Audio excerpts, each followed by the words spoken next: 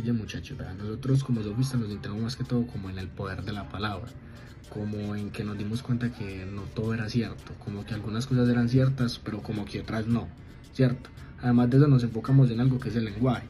El lenguaje se decía mucho tiempo que era preciso, pero nosotros como sofistas inculcamos en eso y nos dimos cuenta que tan preciso no era. O sea, ¿qué significa? Que era impreciso. ¿Sí me hago entender? Además de eso, a ese lenguaje, en esa investigación que le dimos como las capacidades de, ¿cómo decirlo? Esas capacidades de nombrar lo que no se ve, esas capacidades de nombrar y sacar a la realidad las cosas que se escondían. Todo pues, hombre, sofista. Porque vea, yo ya le estaba dando muchas vueltas a ese tema del lenguaje y la comunicación, pero hay mucha gente que cree que lo importante es hablar bonito. Pero la verdad es que eso no sirve de nada si no hay conocimiento detrás. Como los sofistas, esos manes tienen talento para convencer, pero su discurso es puro adorno. No buscan la verdad, sino solo sonar bien. Y eso es un problema porque terminan confundiendo a la gente, haciéndole creer que todo depende de quien tenga la mejor labia en lugar de quien tenga la razón. Bueno, no es que ese lenguaje no sirva, pero es problemático, porque la realidad verdadera no es la que vemos con los ojos, ni la que describimos con las palabras. La verdadera realidad está en el más allá, en el mundo de las ideas, pero cada vez que tratamos de explicarla con lenguaje, ahí la embarramos, porque no se puede explicar. Es como cuando usted vive algo muy bonito y no lo puede explicar. Entonces, ¿cómo se tiene que comunicar uno? Ahí está el punto. En vez de hablar por hablar o de convencer con trucos, la comunicación debería basarse en el conocimiento real, no en manipular emociones o en decir cosas que suenan bien, sino en transmitir sabiduría para que los otros puedan pillarla por sí mismos. Un filósofo no habla para impresionar, sino para ayudar a la gente que vea la verdad, no solo opiniones. Así me paro yo, Platón, yo no sé ustedes pues. Pues la comunicación para mí no es solo hablar por hablar. Primero hay que pensar muy bien lo que se dice. Y en ese aspecto Aristóteles lo tenía muy claro. Él no buscaba ni vender humo como los sofistas, ni irse en un viaje raro como Platón.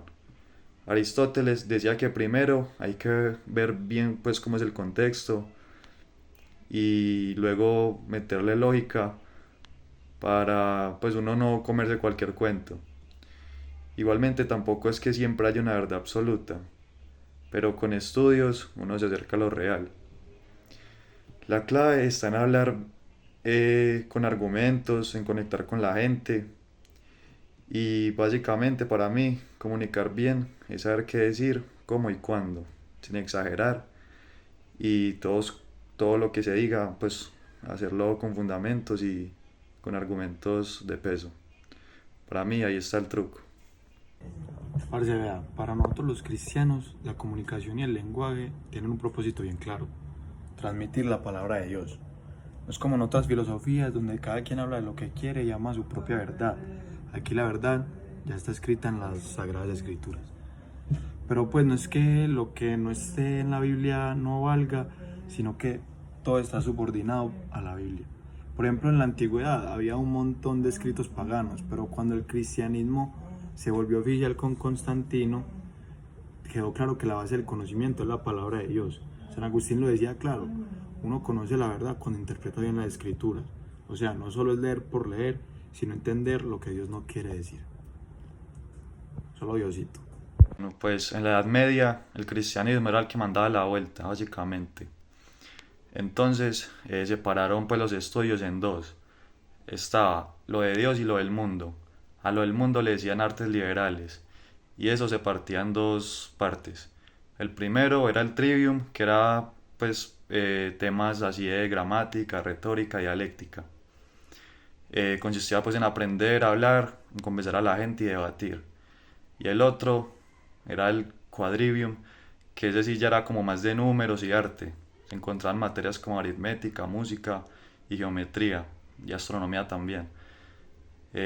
Apenas pues como para que las personas ya más experimentadas de allá se volvieran aún más sabias y todo con estas materias.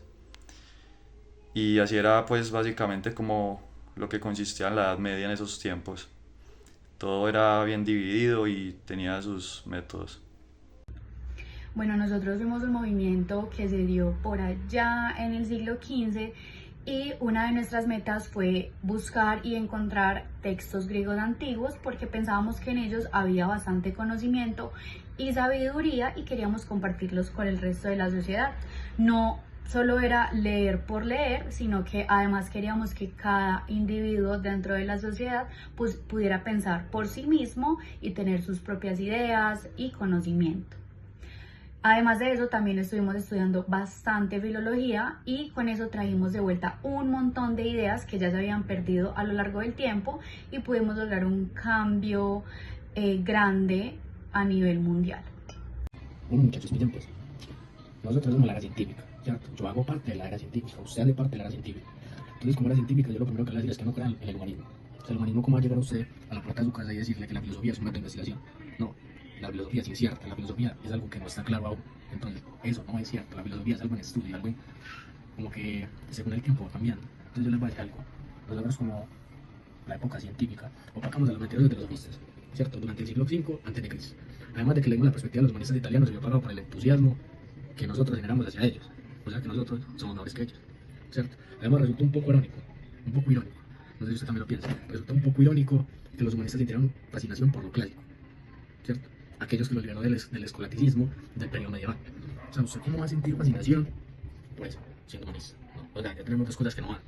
Primero, los humanistas sienten la filosofía como método de investigación, aquello que no va, ¿cierto? Pues no es real, algo que no está ya concreto.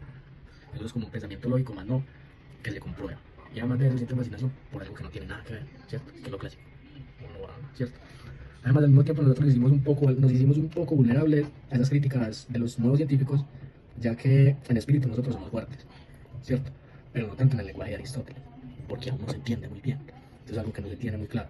Ni usted ni yo tenemos eso claro. Y ni usted ni yo tenemos eso claro, no va a haber mucha gente que lo tenga claro. Entonces, tampoco es así. Bueno, y nosotros acá en Estados Unidos, por allá a finales como el 18, principios del 19, empezamos a preguntarnos cómo más nos comunicábamos aparte de el lenguaje, de las palabras, y fue ahí donde nos empezamos a enfocar en estudiar la entonación vocal y la expresión corporal, porque queríamos entender qué mensaje estábamos emitiendo, además de toda la información que estábamos dando verbalmente. Entonces fue que empezamos a unir todos estos conceptos para entender no solo lo que se decía, sino cómo se decía.